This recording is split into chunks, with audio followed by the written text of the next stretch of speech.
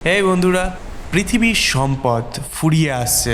আমাদের ভবিষ্যৎ প্রজন্মের জন্য পৃথিবীর বাইরে একটি নতুন ঠিকানা খোঁজা এখন আর বিলাসিতা নয়, বরং বাঁচার লড়াই। তাই চাঁদে বর্তমানে এক নতুন গোল্ড রাশ বা স্বর্ণযুগ চলছে।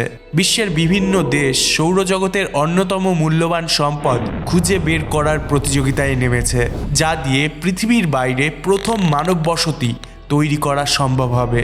আমেরিকা থেকে চীন, এমনকি ইলন মাস্কের মতো ধনকুবেররাও বিলিয়ন বিলিয়ন ডলার ঢালছেন এই সন্ধানে।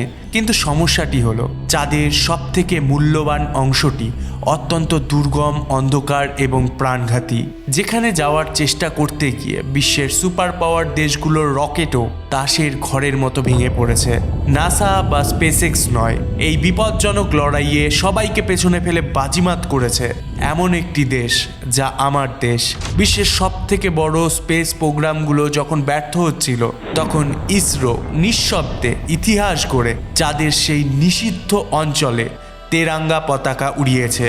কিভাবে ভারত পৃথিবীর প্রথম দেশ হিসাবে চাঁদের সেই কাঙ্ক্ষিত দক্ষিণ মেরু জয় করলো, আর কেনই বা জয় করলো, জানবো আজকে অদ্ভুত দর্শের এই ভিডিওটিতে।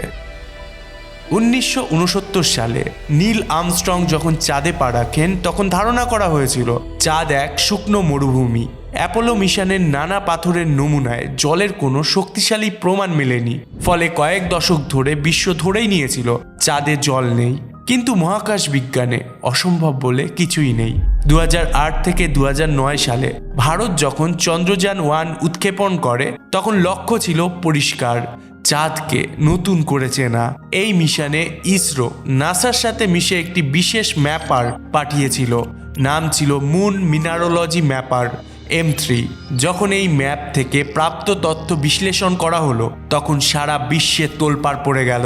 ভারত ঘোষণা করলো চাঁদে জল আছে, এবং তা কোনো ক্ষুদ্র বিন্দু নয়, বরং কোটি কোটি টন বরফের আকারে জমা হয়ে আছে চাঁদের অন্ধকার গহ্বরগুলোতে। এই আবিষ্কারটি ছিল মহাকাশ গবেষণার ইতিহাসে অন্যতম টার্নিং পয়েন্ট। ভারত পৃথিবীকে দেখিয়েছিল চাঁদ আসলে ডেড নয়, বরং এটি ভবিষ্যতের এক সোনার খনি। একথা শুনে অনেকেই হয়তো ভাবছেন, চাঁদের জল কি করে সোনা? চাঁদে জল পাওয়া গেলে আমাদের কি বা লাভ? আমরা কি পৃথিবী থেকে পাইপ দিয়ে জল নেব? না, বিষয়টি অনেক বেশি বৈজ্ঞানিক। আপনারা কি জানেন, আমরা যখন মহাকাশে যাত্রা করি, তখন আমাদের সবথেকে বড় বাধা কি? আমাদের সবথেকে বড় বাধা হলো রকেটের ওজন। আর এই রকেটের ওজনের সিংহভাগই হলো তার জ্বালানি। আর এই জ্বালানির জন্যই পৃথিবী থেকে 1 কেজি কোনো বস্তু মহাকাশে পাঠাতে কয়েক হাজার ডলার খরচ হয়। এখন ভাবুন, আমরা যদি মঙ্গল গ্রহে যেতে চাই, তবে আমাদের প্রচুর জ্বালানি এবং অক্সিজেনের প্রয়োজন। এই সব কিছু যদি পৃথিবী থেকে বয়ে নিয়ে যেতে হয়, তবে রকেটের ওজন এতই বেড়ে যাবে যে তা আর উঠতেই পারবে না। এই কারণেই আমরা কোনো ভারী বস্তু বা মানুষকে এখনো অবধি মঙ্গলে পৌঁছাতে পারিনি। আর এখানেই ম্যাজিক করে চাঁদের জল। চাঁদে থাকা বরফ গলিয়ে জল পাওয়া সম্ভব। সেই জলকে তড়িৎ বিশ্লেষণের মাধ্যমে আলাদা করলে আমরা পাবো হাইড্রোজেন এবং অক্সিজেন।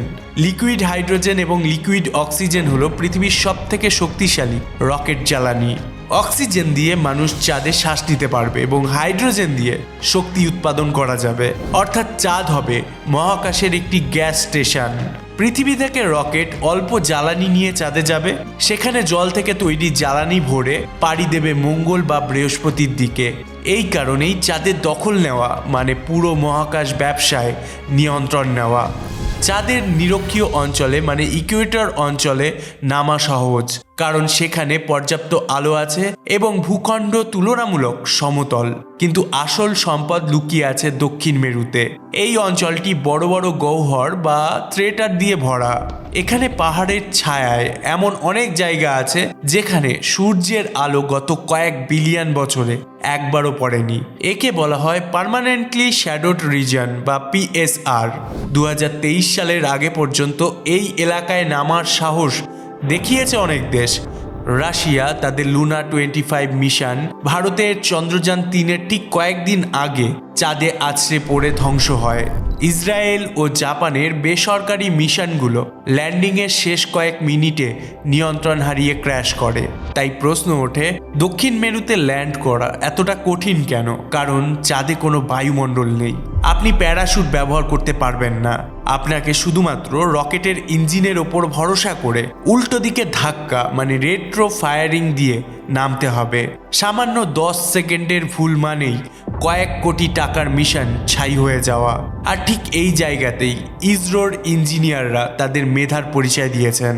2019 সালের চন্দ্রযান-2 এর ব্যর্থতা ভারতের প্রতিটি মানুষের মনে ক্ষত তৈরি করেছিল।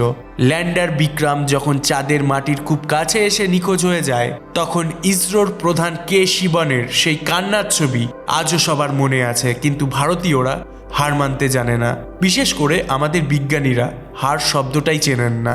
ইসরো গত 4 বছর ধরে চন্দ্রযান-2 এর প্রতিটি ভুল বিশ্লেষণ করেছে। তারা তৈরি করেছে ফেলিওর বেসড ডিজাইন, অর্থাৎ যদি একটি সেন্সর কাজ না করে তবে দ্বিতীয়টি কি করবে, যদি দ্বিতীয়টিও না করে তবে তৃতীয় বিকল্প কি। চন্দ্রযান-3 এর ল্যান্ডার বিক্রমকে আরও শক্তিশালী পা দেওয়া হলো, আরও বেশি জ্বালানি রাখা হলো এবং তার সফটওয়্যারকে এমনভাবে প্রোগ্রাম করা হলো যাতে সে নিজে থেকেই বিপজ্জনক পাথর এড়িয়ে নিরাপদ জায়গায় নামতে পারে। 23 আগস্ট 2023 ভারতীয় সময় সন্ধ্যা 6:04 যখন বিক্রম চাঁদের ধুলো স্পর্শ করল, তখন ভারত শুধু চতুর্থ দেশ হিসাবে চাঁদে নামেনি, বরং প্রথম দেশ হিসাবে দক্ষিণ মেরুর ইতিহাসে নাম লিখিয়েছে। বিক্রম ল্যান্ডার চাঁদের মাটিতে স্থির হওয়ার কয়েক ঘন্টা পর শুরু হয় আসল রোমাঞ্চ। ল্যান্ডারের পেট থেকে একটি র্যাম্প নেমে আসে আর তার উপর দিয়ে গড়িয়ে নামে ভারতের গর্ব প্রজ্ঞান রোভার। কিন্তু প্রজ্ঞানের চাকা ঘোরার আগেই বিক্রম তার নিজস্ব ল্যাবরেটরি চালু করে দেয়।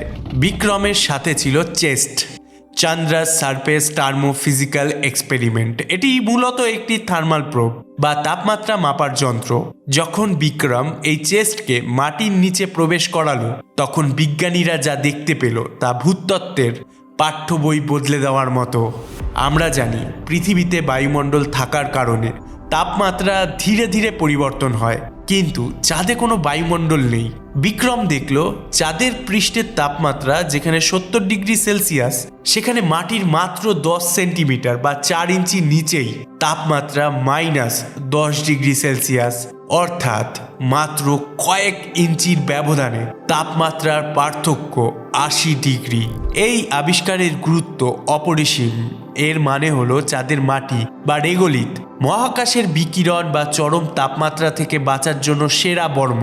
ভবিষ্যতে যখন চাঁদে মানুষের ঘর তৈরি হবে, তখন বাইরের তাপমাত্রা যাই হোক না কেন মাটির সামান্য নিচে গেলেই আমরা এক স্থিতিশীল পরিবেশ পাব। ভারত বিশ্বকে জানিয়ে দিল চাঁদের মাটিই হবে মহাকাশে মানুষের প্রথম বাড়ির ছাদ।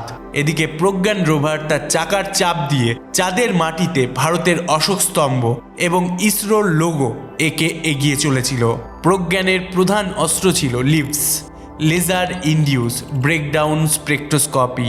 এটি পাথর বা মাটির ওপর লেজার রশ্মি ফেলে তার রাসায়নিক গঠন বিশ্লেষণ করে। প্রজ্ঞান ঘুরে ঘুরে অ্যালুমিনিয়াম, ক্যালসিয়াম, টাইটেনিয়াম এবং আয়রন খুঁজে পাচ্ছিল, কিন্তু হঠাৎ করে সে এমন কিছু খুঁজে পেল যা দক্ষিণ মেরুতে এর আগে কেউ সরাসরি দেখেনি। তা হলো সালফার। কেন সালফার এত গুরুত্বপূর্ণ?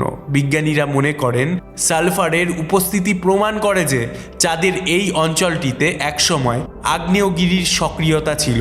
সালফার পাওয়া মানে সেখানে জিপসাস বা অন্যান্য খনিজ থাকার সম্ভাবনা বেড়ে যায়। সবথেকে বড় কথা, সালফার দিয়ে ভবিষ্যতে লুনার কংক্রিট বা চাঁদে সিমেন্ট তৈরি করা সম্ভব হবে, যা দিয়ে বাড়ি বানানো যাবে। প্রজ্ঞান শুধু তথ্য দেয়নি, সে ভবিষ্যতের জন্য কাঁচামাল খুঁজে বের করেছে। বিক্রমের আরেকটি যন্ত্র রাম্বা এলপি চাঁদের বায়ুমণ্ডলের খুব পাতলা স্তরে প্লাজমা বা আয়নিত কণা খুঁজে পায়।